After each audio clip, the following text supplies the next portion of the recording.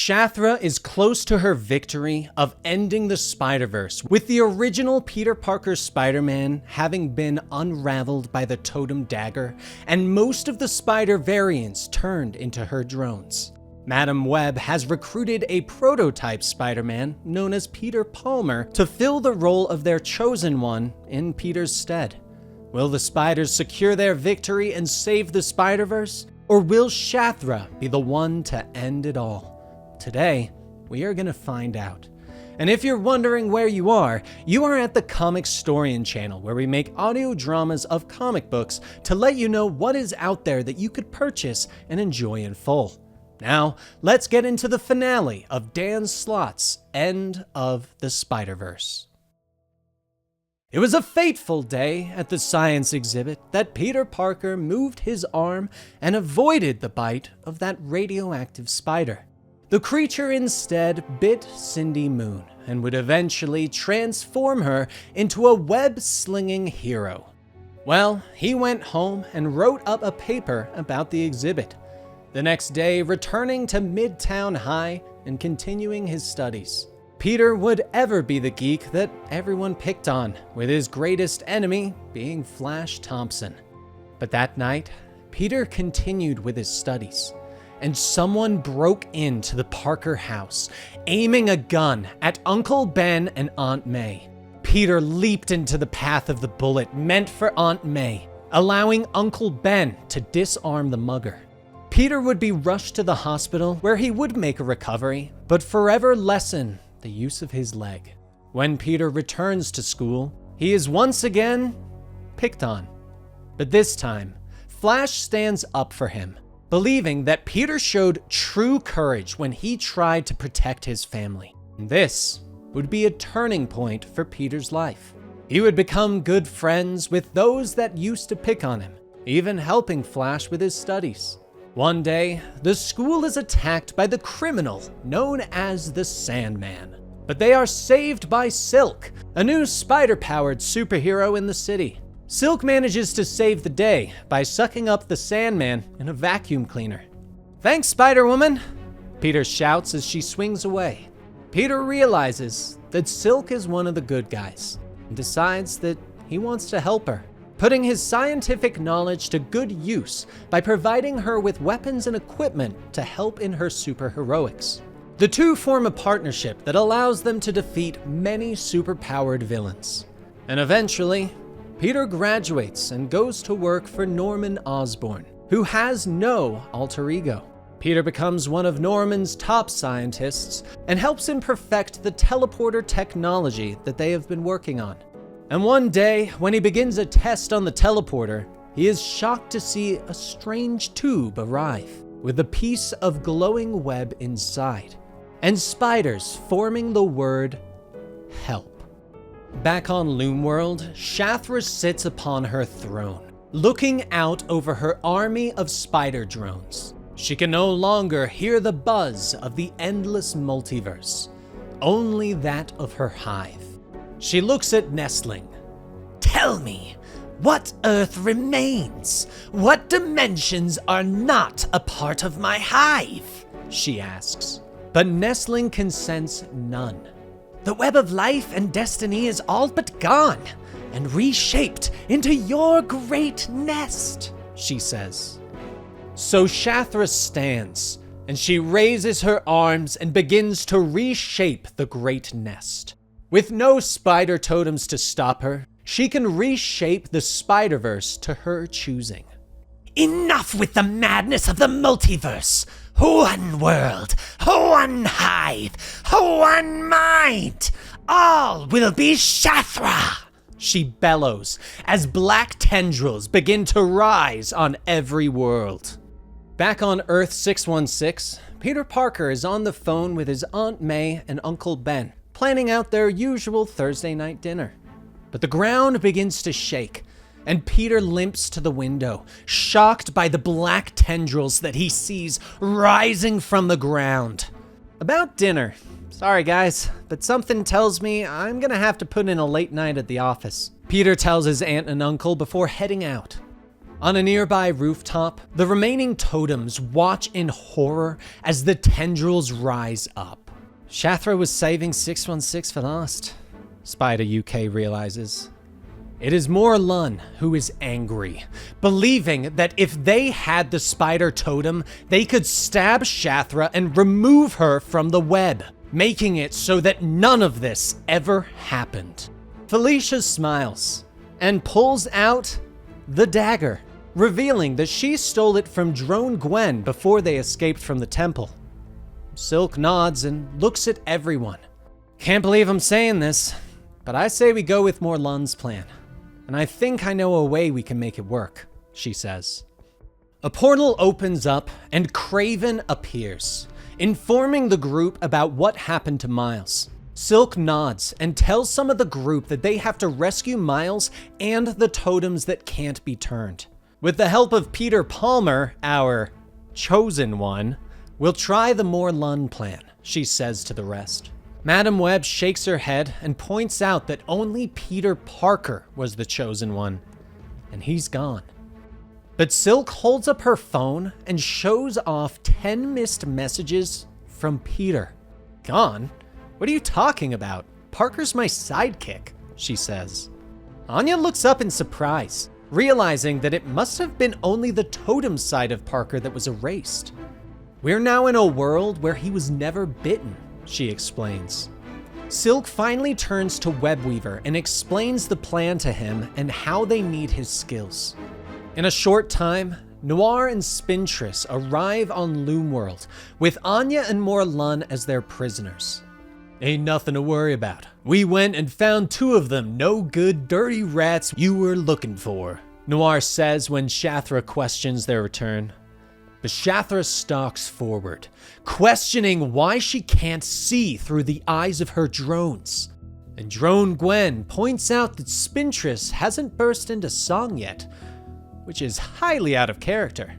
The totems in disguise realize that their ruse isn't working, and Anya moves her hands and opens a portal that allows Spider-Man to leap into the hive. Better hang on to your hats, here comes Spider-Man, he shouts. And Shathra looks on in fear. Impossible! He is undone! There was no way to bring him back! She bellows, ordering her drones to attack Peter Palmer. Morlun breaks free of his bonds, rushing forward with the dagger and stabbing her in the chest. You are free to die, witch, he snarls. But nothing happens, and Shathra looks down at the shocked face of the Inheritor. Did you think that would actually work? She asks. Meanwhile, in the dungeons, the rest of the totems have freed the spiders that can't be transformed. Madam Web steps forward and tells the spiders that they are the last line of defense. But Miles believes that there are more spiders out there, and volunteers taking Peter Parked car to go and find them. We'll be back as soon as we can. Buy us some time, he says as he hops into the sentient spider buggy and roars off into the multiverse. Just like old times, pal, Peter Parked car shouts with glee. Above them, Shathra has begun to knock Morlun away as the rest of the drones attack the others. Their true identities were revealed. All of this was for nothing? Webweaver asks as he tears off his noir disguise. Silk pulls off her Spintress disguise. Morlun is an Inheritor. He's still our heaviest hitter. We gotta save him, she says. Shathra continues to hit the totem vampire again and again, finally revealing his secret to the other spiders. That the Inheritors weren't some sacred creatures of the multiverse. They were in fact totems themselves. The totems of leeches. They feasted on spiders to steal their powers. All this time, they were nothing more than parasites with delusions of grandeur, she bellows. But the spiders leap to stop Shathra, saving Morlun. Still you fight on? For such a pitiful creature? To what end? Shathra demands. Someone has to stop you, Webweaver tells her. She throws the spider to the ground before grabbing Silk and pulling her close. You have failed, just as you failed your friends and the real Peter Parker of your world. I see all, and I will destroy him, Shathra says. In 616, Spider UK and Sun Spider have arrived to help Peter. They are shocked to discover that he has a piece of the web of destiny. He tells them that he has scanned it and believes that if he can build a delivery system, they can cure the toxic strands that have appeared on Earth. A portal opens up to reveal 2 drones, but Sun Spider leaps up quickly and uses her crutches to easily beat them down. But back on Loom World, the other spiders have arrived, hoping to beat back the drones. But there is little they can do now. Morlun finally realizes that this is the end. He pulls himself forward, wishing to have one final feast, and choosing to drain the life from Silk. But she reaches out for the totem dagger and slashes at his arm, and light begins to beam from him. "What have you done to me?" he bellows. And she is shocked. "I was just defending myself," she gasps. Silk and Anya look around, realizing that the energy that is spilling from Morlun is restoring the web of life. "Which means I know exactly what to do," Silk says. She whirls and slashes at Morlun again, and more energy begins to spill out, and the hive begins to heal. My beautiful nest! My gift to the universe! Shathra bellows. Anya looks around in shock as she sees the energy of every totem that Morlun has devoured begin to heal the web around them. Foolish girls! I am an elder god of this reality! You have doomed us all! Shathra screams before everything is bathed in light. Back in 616, Spider UK stares out the window in shock as she watches the black tendrils restored to the web of life and destiny. The drones that are tied up on the floor open their mouths and the spider wasps fly out. The great web is healing itself. It's like Shathra never corrupted it, Spider UK shouts. Peter is shocked, believing that he was building a device to fix the web. "Well, until Silk says that's the case, I'm gonna keep using this piece to build this emitter," he says. Outside, there is suddenly a bright light, and all of the spider totems are brought to 616, which is considered the center of the multiverse. All of the spiders manage to save themselves from falling and come together on the rooftops. But Morlun flies through the air with no one giving him any thought as he bounces off several buildings and slams into the ground. He is now wasted away and struggles to his feet. Never felt so weak, so famished. I must feed, he gasps. But he looks around in shock. "No, first I must hide," he whispers. But as the totems begin to congratulate themselves on saving the multiverse, they all look up in horror as all of the spider wasps that left the totems begin to form into a giant Shathra. This is not over! The spiderverse shall still fall! She bellows. Madam Web glances at Anya. "Did you know she could do that?" she asks. And Anya shakes her head. "Nope," she whispers. As the massive Shathra stomps forward, Silk steps up. "Julia, Anya, you said only Peter Parker could defeat her. Well, we've got thousands of them," she says. But Madam Web shakes her head. "But not the real one," she says. But Anya believes that they need to try. "That's good enough for me," Silk says with a nod, motioning to the army of Peter Parkers at her back. "Peter Parker, Spider-Man, attack!" she commands. With a roar, the Spider-Men of the multiverse launch themselves at Shathra, fighting against her. A portal opens up, and Miles appears with Peter parked car, bringing with him a collection of giant spider bots led by Spider.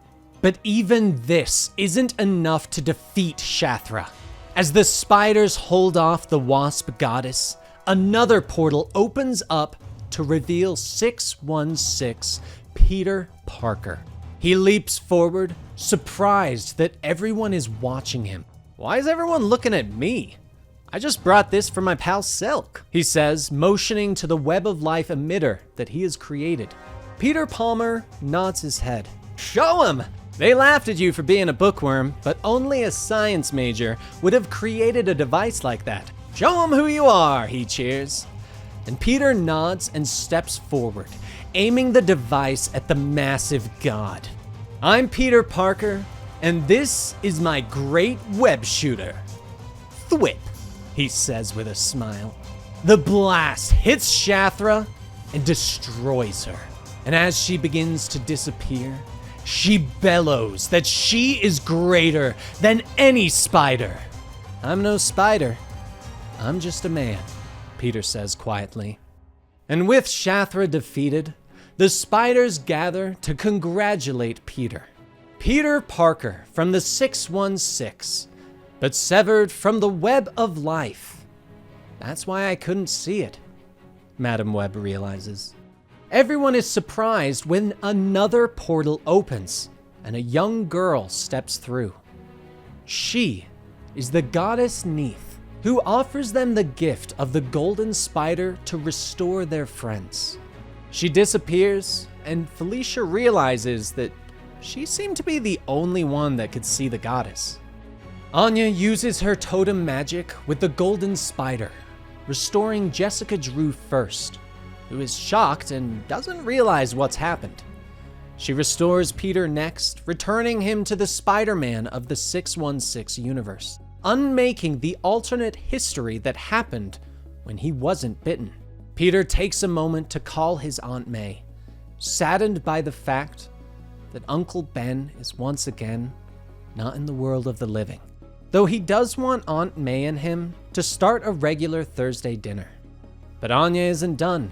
Scarlet Spider escapes the dagger, and everyone is shocked at his return. But he points out that he was actually there fighting Morlun with them at the beginning. But Anya still isn't done. The golden spider begins to grow again, and a new spider appears. Everyone looks at him in shock, still unaware of the young boy's history. "Huh? What are you talking about? It's me, Spider Boy," he says. He looks to Miles and Peter, telling them that he's acted as their sidekick for years, that he sacrificed himself for them. "It's Bailey," he shouts. But they still don't remember him. And in frustration, Spider-Boy leaps away. And apparently, no one feels the urge to go after him. As the spiders begin to return to their home universe, Silk goes up to Peter. "Pete, I feel weird. It doesn't seem right that you're not the chosen one," she tells him, explaining that after he was unraveled, she became the chosen one. Peter shakes his head, telling her that this is the end of the Spider-Verse for him, and he turns his head as a fire truck speeds by far below. He leaps off into the city, swinging away on his web as he tells her that he is just the city's amazing Spider-Man. And that is the conclusion to Dan Slott's End of the Spider-Verse. I hope you guys enjoyed this. I thought it was a great series. Yes, there were some kind of goofy spiders that just felt like they were kind of thrown in there, but overall, I thought this was great. If you enjoyed it, please be sure to give the video a like, leave a comment down below, subscribe to the channel, of course, and click that bell icon to get notifications when more videos go live on the channel. I'm Dan, and I hope you guys have a great rest of your day.